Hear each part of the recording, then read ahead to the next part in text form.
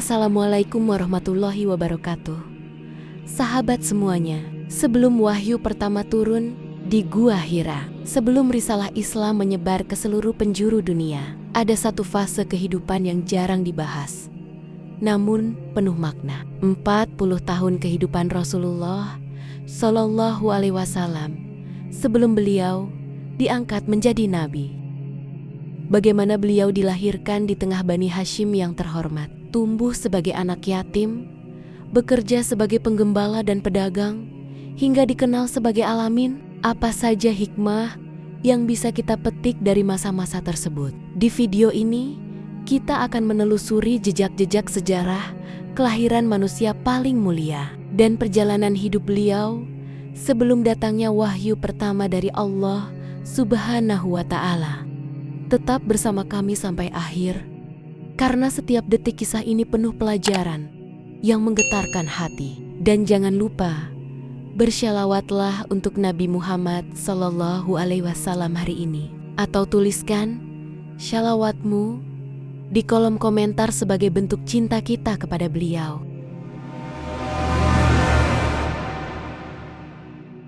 Kelahiran dan 40 tahun sebelum nubuah.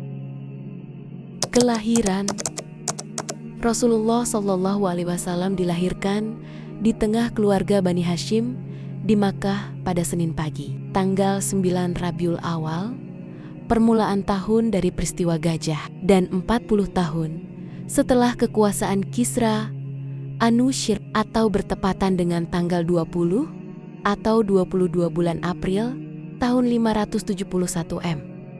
Berdasarkan penelitian ulama terkenal, Muhammad Sulaiman Al-Mansifuri, dan peneliti astronomi Mahmud Basya, Ibnu Sade meriwayatkan bahwa ibu Rasulullah Shallallahu Alaihi Wasallam berkata, "Setelah bayiku keluar, aku melihat ada cahaya yang keluar dari kemaluanku menyinari istana di Syam." Ahmad juga meriwayatkan dari Al-Arbat bin Sariyah yang isinya serupa dengan perkataan tersebut. Diriwayatkan bahwa ada beberapa bukti pendukung kerasulan bertepatan dengan saat kelahiran beliau, yaitu runtuhnya 10 balkon istana Kisra dan padamnya api yang biasa disembah orang-orang Majusi, serta runtuhnya beberapa gereja di sekitar Buhairah setelah gereja-gereja itu amblas ke tanah. Yang demikian ini diriwayatkan Al-Bihaqi, sekalipun tidak diakui Muhammad Al-Ghazali. Setelah Aminah melahirkan, dia mengirim utusan ke tempat kakeknya, Abdul Muttalib, untuk menyampaikan kabar gembira tentang kelahiran cucunya. Maka Abdul Muttalib datang dengan perasaan sukacita, lalu membawa beliau ke dalam Ka'bah, seraya berdoa kepada Allah dan bersyukur kepadanya. Dia memilih nama Muhammad bagi beliau. Nama ini belum pernah dikenal di kalangan Arab.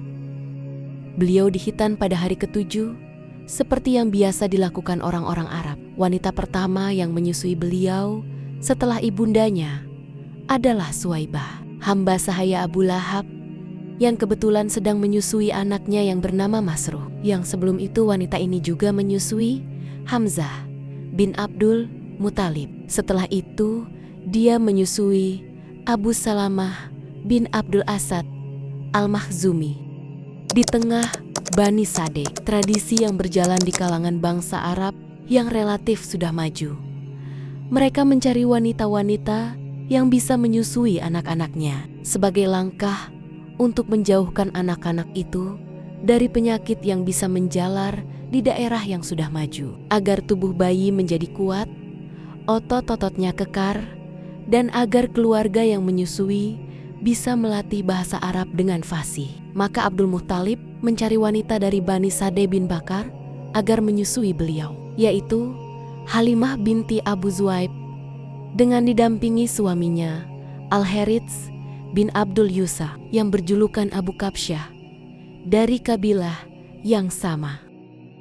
Saudara-saudara Nabi Shallallahu Alaihi Wasallam dari satu susuan di sana adalah Abdullah bin Al-Harits, Anisa binti Al-Harits, Huzaifah atau Juz'amah binti Al-Harits, yang julukannya justru lebih populer daripada namanya sendiri, yaitu Asy Syaimah. Wanita inilah yang menyusui beliau dan Abu Sufyan bin Al-Harits bin Abdul Muttalib, anak paman beliau.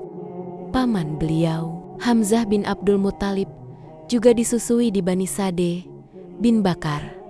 Suatu hari ibu susuan Rasulullah Shallallahu Alaihi Wasallam ini juga pernah menyusui Hamzah selagi beliau masih dalam susuan. Jadi Hamzah adalah saudara Rasulullah Shallallahu Alaihi Wasallam dari dua pihak, yaitu Suwaibah dan dari Halimah As-Sadiyah. Halimah bisa merasakan barakah yang dibawa beliau, sehingga bisa mengundang decak kaguman. Inilah penuturannya. Sebagaimana dikatakan Ibnu Ishaq, bahwa Halimah pernah berkisah, suatu kali dia pergi dari negerinya bersama suaminya dan anaknya yang masih kecil dan disusuinya, bersama beberapa wanita dari Bani Sade. Tujuan mereka adalah mencari anak yang bisa disusui. Dia berkata, dan seekor onta yang sudah tua dan tidak bisa diambil susunya lagi, walau setetes. Sepanjang malam, kami tidak pernah tidur karena harus meninabobokan setetes. Sepanjang malam, kami tidak bisa tidur karena harus meninabobokan setetes. Sepanjang malam, kami tidak bisa tidur karena kelaparan. Air susuku juga tidak keluar, yang terus-menerus menangis karena kelaparan. Aku susah juga menggendong anakku, sekalipun kami tetap masih bisa mengharapkan ada uluran tangan dan jalan keluar. Aku pun pergi sambil menunggang keledai betina milik kami dengan hati perih namun dari punggungnya, sehingga tidak membuat kami dalam kondisi nyaman. Akhirnya kami serombongan tiba di Makkah, dan itu semakin lemah kondisinya. Akhirnya kami serombongan tiba di Makkah, dan itu semakin lemah kondisinya. Setiap wanita Makkah kami hampiri menanyakan bayi yang bisa kami susui. Setiap wanita Makkah kami hampiri menanyakan bayi yang bisa kami susui. Setiap wanita menolak rombongan kami yang ditawari Rasulullah Shallallahu Alaihi Wasallam setelah tahu bahwa beliau adalah anak yatim. Tidak mengherankan, sebab memang kami mengharapkan imbalan yang cukup memadai dari bapak bayi yang hendak kami susui.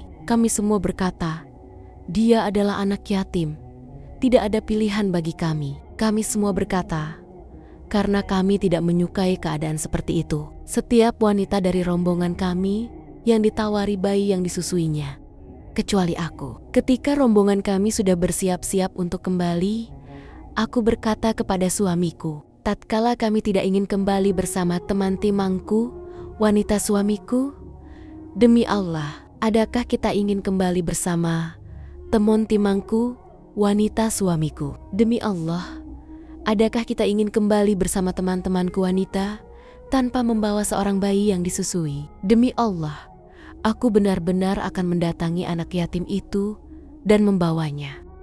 Memang ada baiknya jika engkau melakukan hal itu. Semoga saja Allah mendatangkan barakah bagi kita pada diri anak itu. Halimah melanjutkan penuturannya. Maka aku pun menemui bayi itu beliau, dan aku siap membawanya. Tatkala menggendongnya si kanakan, aku tidak merasa repot karena mendapat beban yang lain. Aku segera kembali mengambil hewan tungganganku, dan tatkala puting susuku kusodorkan kepadanya, bayi itu bisa menyedot air susu sesukanya dan meminumnya hingga kenyang. Anak kandungku sendiri juga bisa menetek di susunya sepuasnya hingga kenyang. Setelah itu, keduanya tertidur pulas. Padahal sebelum itu, kami tak pernah tidur sepicing pun karena mengurus bayi kami. Suamiku menghampiri ontanya yang sudah tua. Ternyata air susunya menjadi penuh. Maka kami memerahnya. Suamiku bisa minum air susu onta kami, begitu pula aku, hingga kami benar-benar kenyang. Malam itu adalah malam yang terasa paling indah bagi kami. Demi Allah, tahukah engkau wahai Halimah, engkau telah mengambil satu jiwa yang penuh barakah? Kata suamiku pada esok harinya. Demi Allah, aku pun berharap yang demikian itu, kataku. Halimah melanjutkan penuturannya. Kemudian kami pun siap-siap pergi, menunggangi keledaiku. Semua bawaan kami juga kunaikan bersama di atas punggungnya. Demi Allah, setelah kami menempuh perjalanan sekian jauh, tentulah kelede-kelede mereka tidak akan mampu membawa beban seperti yang aku bebankan di atas punggung keledaiku. Sehingga rekon-rekonku berkata kepadaku, "Wahai putri Abu Zuhaib, celaka engkau, tunggulah kami. Bukankah ini keledaimu yang pernah engkau bawa bersama kita dulu?" Demi Allah, begitulah. Ini adalah keledaiku yang dulu, kataku. Demi Allah, keledaimu itu kini bertambah perkasa, kata mereka. Kami pun tiba di tempat tinggal kami di daerah Bani Sade. Aku tidak pernah melihat sepetak tanah yang lebih subur saat itu. Domba-domba kami datang penuh berisi, sehingga anakku bisa memerahnya minum air susunya. Juga setiap orang yang memerah air susu hewannya sama sekali tidak mengeluarkan air susu walau setetes, kecuali domba-domba kami. Sehingga mereka berkata geram kepada para penggembalanya, "Celakalah kalian. Lepaskanlah hewan gembalaan kalian, seperti yang dilakukan gembalanya putri Abu Zuhaib." Namun domba-domba mereka pulang ke rumah tetap dalam keadaan lapar dan setetes pun tidak mengeluarkan air susu. Sementara domba-dombaku pulang dalam keadaan kenyang dan kelenjar susunya penuh berisi. Kami senantiasa mendapatkan tambahan barakah dan kebaikan dari Allah selama 2 tahun menyusui anak susuan kami. Lalu kami menyapihnya. Dia tumbuh dengan baik, tidak seperti bayi-bayi yang lain. Bahkan sebelum usia 2 tahun pun, dia sudah tumbuh pesat. Kemudian, kami membawa kepada ibunya. Meskipun kami masih berharap agar anak itu tetap berada di tengah-tengah kami, karena kami bisa merasakan barakahnya. Maka kami menyampaikan niat ini kepada ibunya. Aku berkata kepadanya, "Andaikan saja engkau sudi membiarkan anak ini tetap bersama kami hingga menjadi besar. Sebab aku khawatir dia terserang penyakit yang biasa menjalar di Makkah." Kami terus merayu ibunya agar dia berkenan mengembalikan anak itu tinggal bersama kami. Begitulah Rasulullah tinggal di tengah Bani Sade. Hingga tatkala berumur 4 atau 5 tahun, peristiwa pembelahan dada beliau, Muslim meriwayatkan dari Anas bahwa Rasulullah SAW didatangi Jibril, yang saat itu beliau sedang bermain-main dengan beberapa anak kecil lainnya. Jibril memegang bagian perut dan membentangkannya, membelah dada dan mengeluarkan hati beliau, dan mengeluarkan segumpal darah dari dada beliau, seraya berkata, "Ini adalah bagian setan yang ada pada dirimu." Lalu Jibril mencucinya di sebuah baskom dari emas dengan menggunakan air Zam-Zam. Kemudian menata dan memasukkannya ke tempat semula.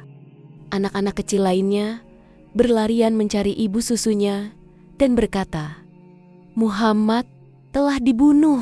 Mereka pun datang menghampiri beliau, yang wajah beliau semakin berseri.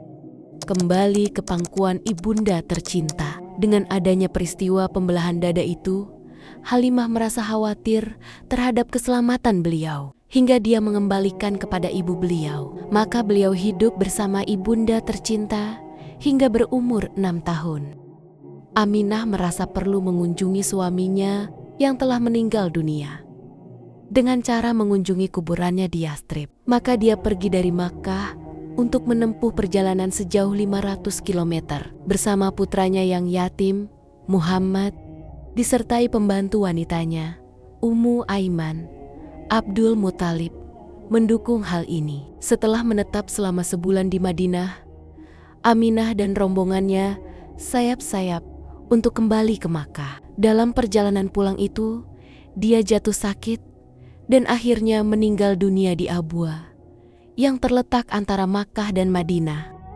Kembali ke kakek yang penuh kasih sayang. Kemudian beliau kembali ke tempat kakeknya, Abdul Muthalib di Makkah. Perasaan kasih sayang di dalam sanubari terhadap cucunya yang kini yatim piatu semakin terpupuk. Cucunya yang harus menghadapi cobaan baru di atas lukanya yang lama. Hatinya bergetar oleh perasaan kasih sayang yang tidak pernah dirasakannya sekalipun terhadap anak Kinania sendiri. Dia tidak ingin cucunya hidup sebatang kara. Bahkan, dia lebih mengutamakan cucunya daripada anak-anaknya.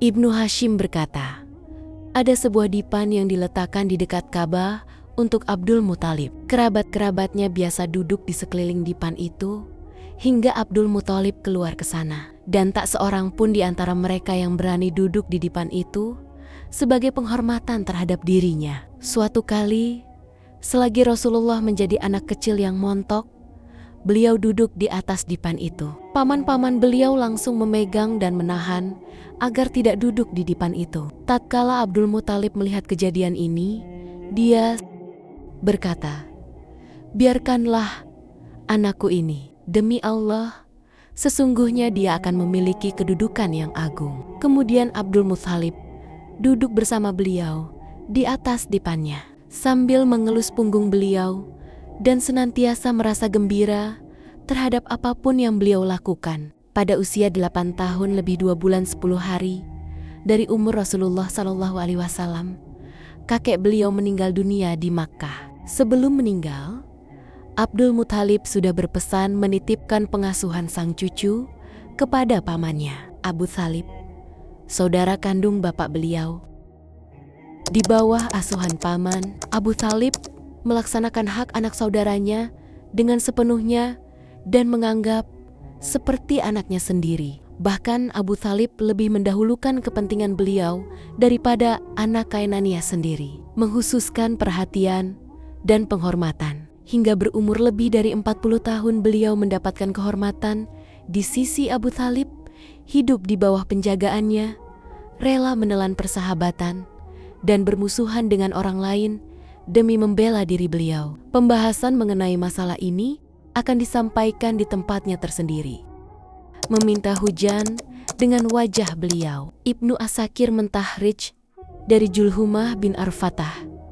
Dia berkata, tatkala aku tiba di Makkah, orang-orang sedang dilanda musim paceklik. Orang-orang Quraisy berkata, wahai Abu Thalib, lembah sedang kekeringan dan kemiskinan melanda. Marilah kita berdoa meminta hujan. Maka Abu Thalib keluar bersama seorang anak kecil yang seolah-olah wajahnya adalah matahari yang membawa mendung, yang menampakkan awam sedang berjalan pelan-pelan. Di sekitar Abu Thalib juga ada beberapa anak kecil lainnya. Dia memegang anak kecil itu dan menempelkan punggungnya ke dinding Ka'bah. Jari jemarinya memegangi anak itu. Langit tadinya bersih dari mendung, tiba-tiba saja mendung datang dari segala penjuru, lalu menurunkan hujan yang sangat deras hingga lembah-lembah terairi dan ladang-ladang menjadi subur. Abu Thalib mengisyaratkan hal ini dalam syair yang dibacakannya. Putih berseri meminta hujan dengan wajahnya, penolong anak yatim dan pelindung wanita janda.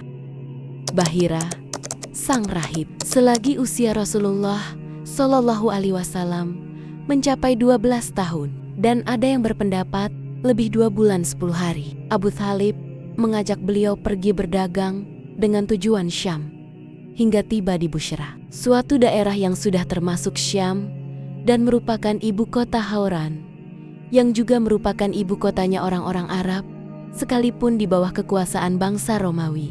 Di negeri ini, ada seorang rahib yang dikenal dengan sebutan Bahira, yang nama aslinya adalah Jurjis. Tatkala rombongan singgah di daerah ini, maka sang rahib menghampiri mereka dan mempersilahkan mereka mampir ke tempat tinggalnya sebagai tamu kehormatan. Padahal sebelum itu, rahib tersebut tidak pernah keluar. Namun begitu dia bisa mengetahui Rasulullah Shallallahu Alaihi Wasallam dari sifat-sifat beliau, sambil memegang tangan beliau, sang rahib berkata, orang ini adalah pemimpin semesta alam. Anak ini akan diutus Allah sebagai rahmat bagi seluruh alam.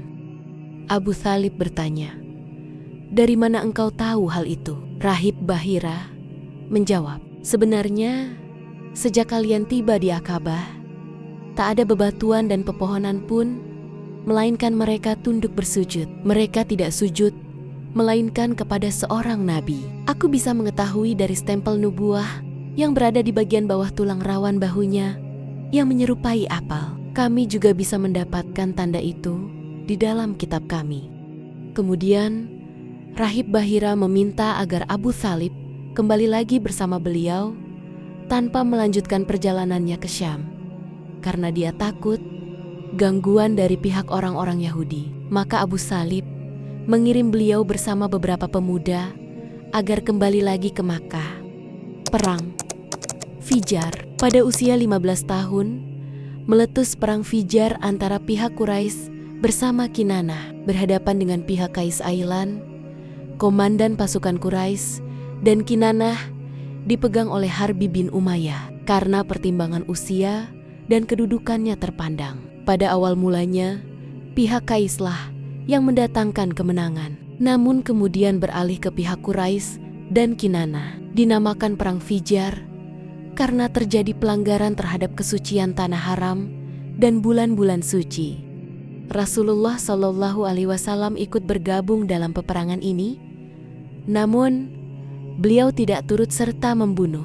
Beliau hanya membantu paman-pamannya menyiapkan anak panah dan merapikannya. Peperangan ini pun berlangsung beberapa kali hingga akhirnya kedua belah pihak sepakat untuk berdamai. Masing-masing pihak kembali ke kampungnya dalam keadaan tenang.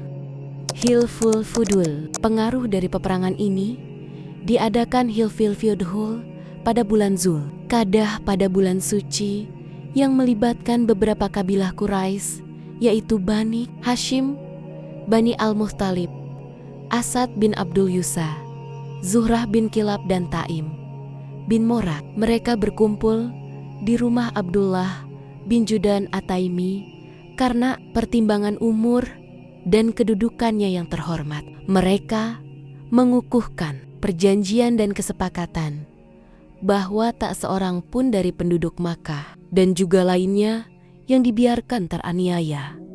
Siapa yang teraniaya, maka mereka sepakat untuk berdiri di pihaknya.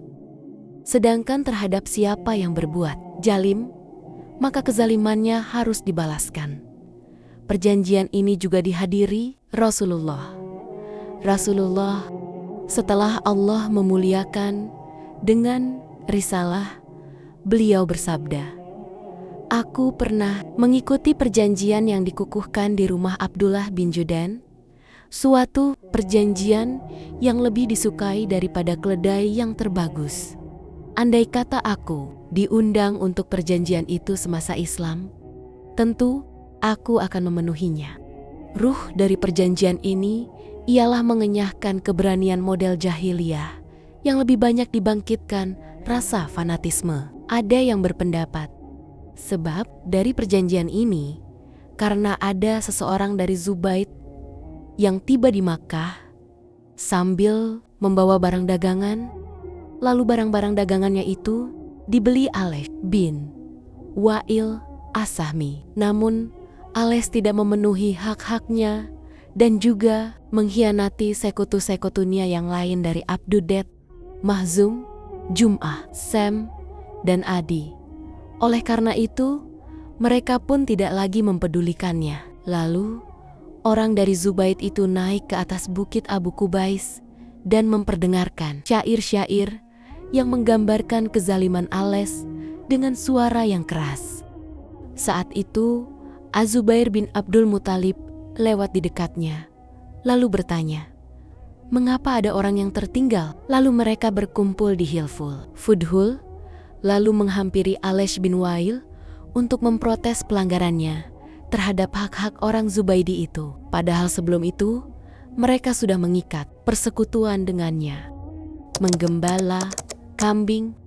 Pada awal masa remaja, Rasulullah tidak mempunyai pekerjaan tetap. Hanya saja beberapa riwayat menyebutkan beliau biasa menggembala kambing di kalangan Bani Sa'd dan juga di Makkah dengan imbalan uang beberapa dinar.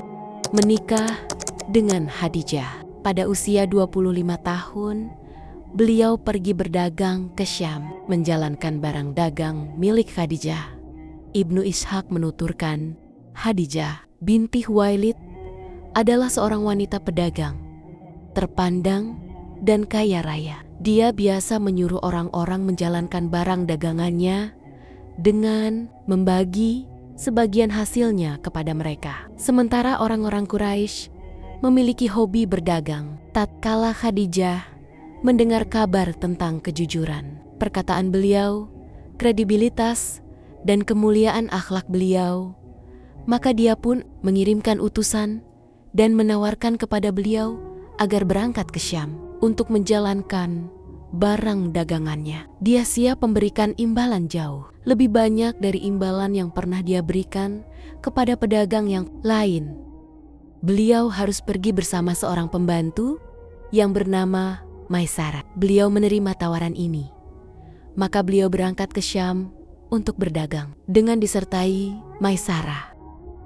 Setibanya di Makkah dan setelah Khadijah tahu keuntungan dagangannya yang melimpah, yang tidak pernah dilihatnya sebanyak itu sebelumnya.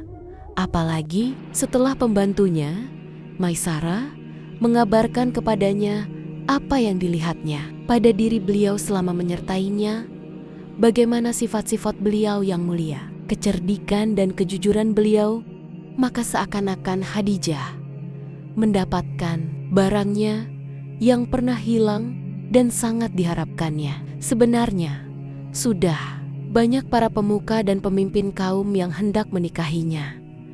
Namun dia tidak mau. Tiba-tiba saja dia teringat seorang rekannya, Nafisah binti Munyah. Dia meminta agar rekannya ini menemui beliau dan membuka jalan agar mau menikah dengan Khadijah. Ternyata beliau menerima tawaran itu. Lalu beliau menemui paman-paman beliau. Kemudian paman-paman beliau menemui paman Khadijah untuk mengajukan lamaran. Setelah semuanya dianggap beres, maka perkawinan siap dilaksanakan. Yang ikut hadir dalam pelaksanaan akad bukan sepulang beliau dari Syam. Mas kawin beliau 20 ekor onta muda. Usia Khadijah sendiri 40 tahun. Yang pada masa itu dia merupakan wanita yang paling terpandang, cantik, pandai, dan sekaligus kaya. Dia adalah wanita pertama yang dinikahi Rasulullah. Beliau tidak pernah menikahi wanita lain sampai Khadijah meninggal dunia. Semua putra-putri beliau, selain Ibrahim yang dilahirkan Maryah Al-Qibtiyah, dilahirkan dari rahim Khadijah. Yang pertama adalah Al-Qasim. Dan dengan nama ini pula, Rasulullah dijuluki Abul Qasim. Kemudian Zainab, Ruqayyah, Ummu Kulsum, Fatimah, dan Abdullah. Abdullah ini dijuluki At-Hahib dan As-Tahir. Semua putra beliau meninggal dunia selagi masih kecil. Sedangkan semua putri beliau sempat menjumpai Islam dan mereka masuk Islam serta ikut hijrah. Hanya saja mereka semua meninggal dunia selagi beliau masih hidup, kecuali Fatimah. Dia meninggal dunia selang 6 bulan sepeninggal beliau untuk bersua dengan beliau. Renovasi Ka'bah dan pengambilan keputusan. Pada usia 35 tahun, orang-orang Quraisy sepakat untuk merenovasi Ka'bah. Ka'bah pada itu berupa susunan batu-batu, lebih tinggi dari badan manusia, tepatnya 9 hasta yang dibangun sejak masa Ismail tanpa ada atapnya, sehingga banyak pencuri yang suka mengambil barang-barang berharga yang tersimpan di dalamnya. Dengan kondisi seperti itu, bangunan Ka'bah semakin rapuh dan dindingnya pun sudah pecah-pecah. 5 tahun sebelum kenabian, Makkah dilanda banjir besar hingga meluap ke Baitul Haram, sehingga sewaktu-waktu bisa membuat Ka'bah runtuh. Sementara itu, orang-orang Quraisy dihinggapi perasaan bimbang antara merenovasi Ka'bah dan membiarkannya seperti adanya. Namun akhirnya mereka sepakat untuk tidak memasukkan bahan-bahan bangunannya kecuali yang baik-baik. Mereka tidak menerima masukan upah dari pelacur, jual beli dengan sistem riba dan rampasan terhadap harta orang lain. Sekalipun begitu mereka merasa takut untuk merobohkannya. Akhirnya Al-Walid bin Al-Mughirah Al-Maksumi mengawali perobohan bangunan Ka'bah, lalu diikuti semua orang. Setelah tahu tidak ada sesuatu pun yang menimpa Al-Walid, mereka terus bekerja merobohkan setiap bangunan Ka'bah hingga sampai rukun Ibrahim. Setelah itu, mereka siap membangunnya kembali. Mereka membagi sudut sadit Ka'bah dan mengkhususkan setiap kabilah dengan bagiannya sendiri-sendiri. Setiap kabilah mengumpulkan batu-batu yang baik dan mulai membangun. Yang bertugas menangani urusan pembangunan Ka'bah ini adalah seorang arsitek berkebangsaan Romawi yang bernama Bakum. Tatkala pembangunan sudah sampai di bagian Hajar Aswad, mereka saling berselisih tentang siapa yang berhak mendapat kehormatan meletakkan Hajar Aswad itu di tempatnya semula. Perselisihan ini terus berlanjut selama 4 atau 5 hari tanpa ada keputusan.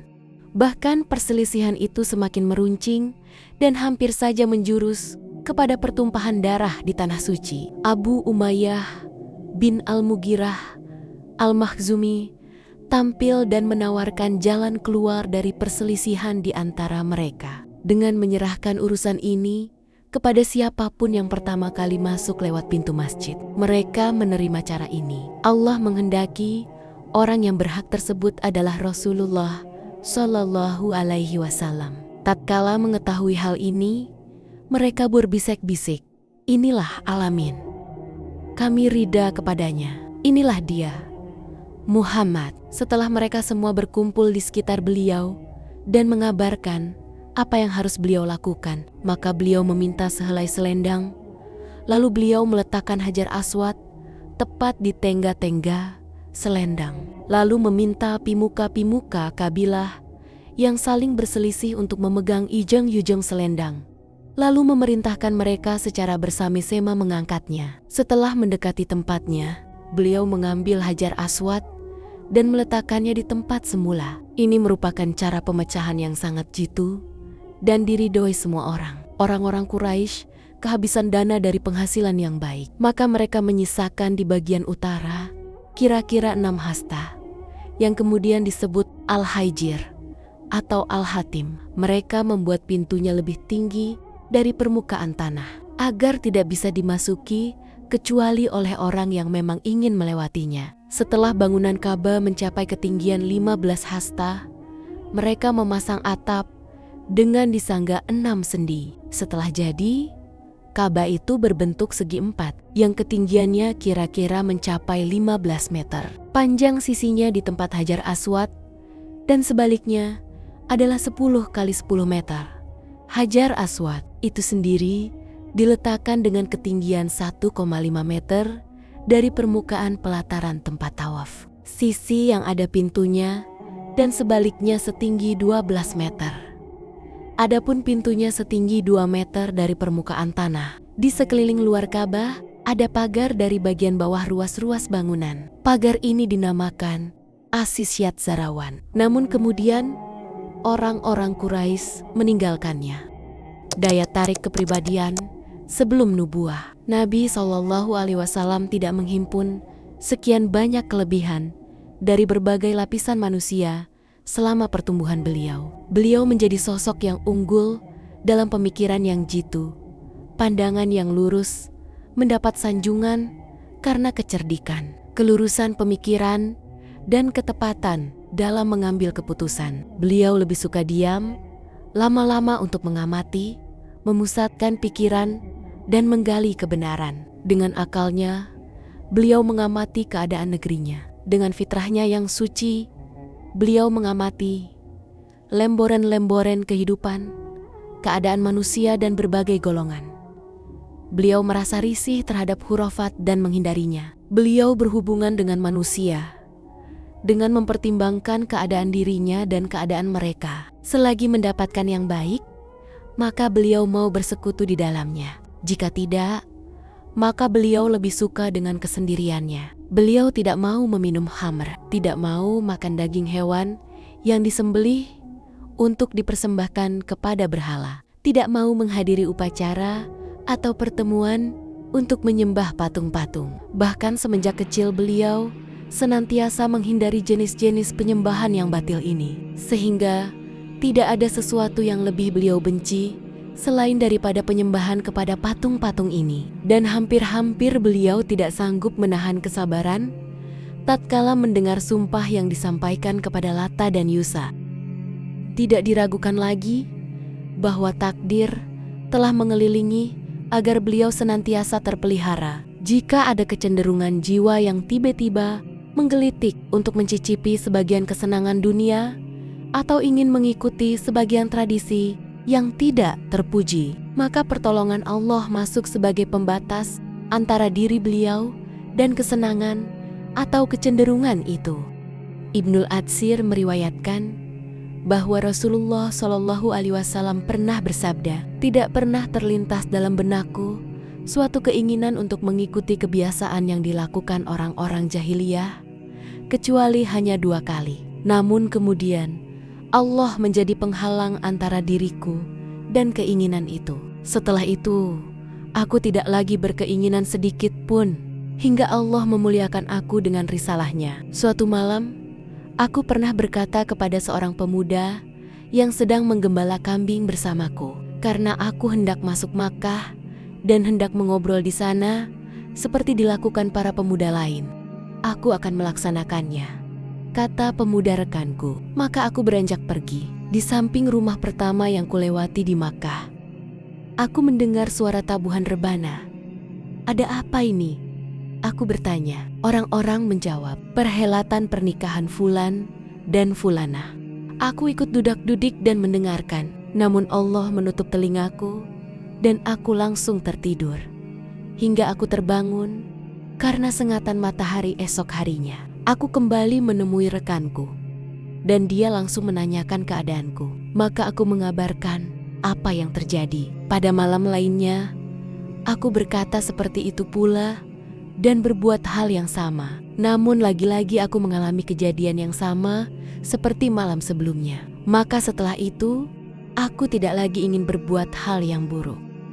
Al-Bukhari meriwayatkan dari Jabir bin Abdullah, dia berkata tatkala Ka'bah sedang direnovasi, Nabi SAW ikut bergabung bersama Abbas, mengambil batu. Abbas berkata kepada beliau, angkatlah jubahmu hingga di atas lutut, agar engkau tidak terluka oleh batu. Namun, karena itu beliau justru jatuh terjerembab ke tanah. Maka beliau menghujamkan pandangan ke langit, kemudian bersabda, ini gara-gara jubahku, ini gara-gara jubahku. Lalu beliau mengikatkan jubahnya. Dalam riwayat lain disebutkan, setelah itu tidak pernah terlihat beliau menampakkan auratnya.